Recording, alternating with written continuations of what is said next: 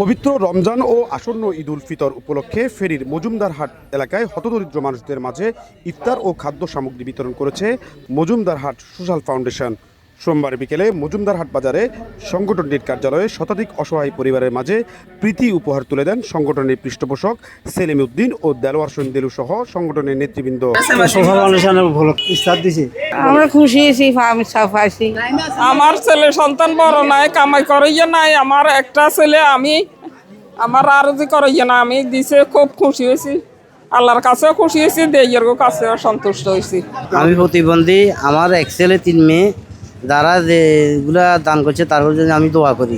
2008 সাল থেকে মজুমদার হাট মিরগঞ্জ সহ আশেপাশের বিভিন্ন এলাকায় সংগঠনটি শিক্ষা, সামাজিক ও মানবিক বিভিন্ন উন্নয়নমূলক কার্যক্রম পরিচালনা করে আসছেন।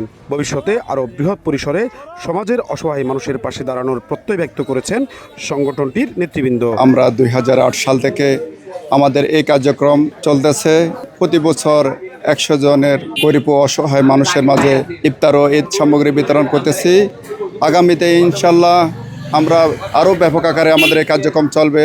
যারা আজকে বিত্তবান আছেন তারা যদি এই তরুণদেরকে সহযোগিতা করেন, এই সমাজ ব্যবস্থা এই হতদরিদ্র মানুষদের মাঝে তরুণদের আপনাদের সেবা পৌঁছে দিতে তারা সক্ষম হবে। প্রতি বছর নেয় এবছর আমরা 100 জন হতদরিদ্র মাঝে ইফতার সামগ্রী বিতরণ করে আসছি। সামনেও আমরা ইনশাল্লাহ এভাবে এগিয়ে যাওয়ার জন্য আল্লাহ পাক আমাদেরকে তৌফিক দান করুক। সবাই যেন আমাদেরকে সহযোগিতা করে, এমনকি আমাদের সবাই আমাদের পাশে দাঁড়ালে আমরা এই জায়গায় যেতে পারবো। যে ইফতার সামগ্রী উপহার মানব কল্যাণ সমাজের হাতে তুলে দিয়েছে, জনগণের হাতে তুলে দিয়েছি। আমাদের সমাজে আরও 4টা মসজিদ আছে, আমরা ওই 4টা মসজিদকেও প্রতিটা অংশতে সহযোগিতা করি এবং একটা মাদ্রাসা আছে, ওইটাও সহযোগিতা করি।